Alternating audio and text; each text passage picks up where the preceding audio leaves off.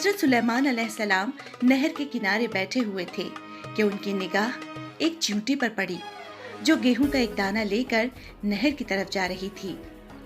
हजरत सुलेमान अलैहिस्सलाम उसको बहुत गौर से देखने लगे। जब चींटी पानी के करीब पहुंची तो अचानक एक मेंढक ने अपना सर पानी से निकाला और अपना मुंह खोला तो ये चींटी अपने दाने के साथ उसके मुंह में चली गई।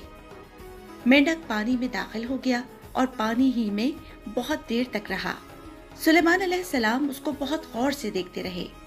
जरा ही देर में मेंढक पानी से निकला और अपना मुंह खोला तो चींटी बाहर निकली, अलबत्ता उसके साथ दाना न था। हजरत सुलेमान अलैहिस्सलाम ने उसको बुलाकर मालूम किया कि माजरा क्या था और वो कहाँ गई थी। उसने बताया कि ए अल्लाह के नबी, आप जो नहर के तह में एक बड़ा खोखला पत्थर देख रहे हैं, उसके अंदर बहुत से अंधे कीड़े मकोड़े हैं। अल्लाह ताला ने उनको वहां पर पैदा किया है। वो वहां से रोजी तलाश करने के लिए नहीं निकल सकते।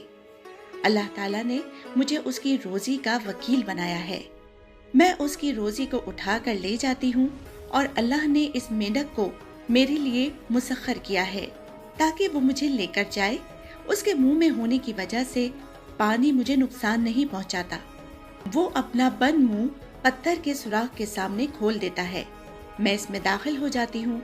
जब मैं इसकी रोजी उस तक पहुंचाकर पत्थर के सुराख से मेंढक के मुंह तक आती हूँ तो मेंढक मुझे दोबारा मुंह में ले लेता है और बाहर आकर निकाल देता है। हजरत सुलेमान अलैहिस्सलाम ने कहा, क्या तूने इन कीड़ों की किसी तस्बीह को सुना? चींटी ने बताया, हाँ, वो सब कहते हैं, ऐ वो ज़ात जो मुझे इस गहरे पानी के अंदर भी नहीं भूलता।